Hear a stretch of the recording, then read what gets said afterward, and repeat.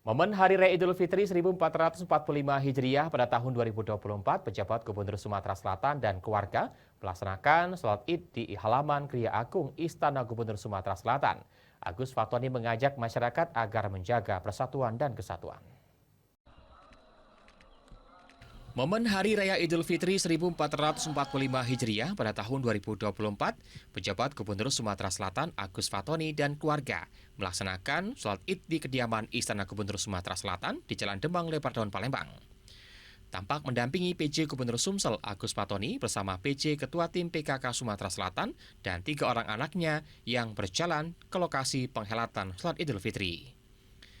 Pejabat Gubernur Sumatera Selatan Agus Fatoni menyampaikan selamat merayakan Hari Raya Idul Fitri untuk masyarakat Muslim Indonesia, khususnya masyarakat Sumatera Selatan. Agus Fatoni berharap bulan suci Ramadan dan Hari Raya Idul Fitri menjadi sarana dalam pererat tali silaturahmi, serta terciptanya kerukunan dan toleransi antar sesama untuk terjaganya persatuan dan kesatuan.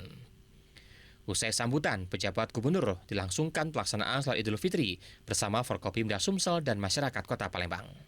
Kepada seluruh masyarakat Sumatera Selatan, saya dan keluarga dan atas nama pemerintah provinsi mengucapkan selamat Idul Fitri 1 Syawal 1445 Hijriah. Mohon maaf lahir dan batin.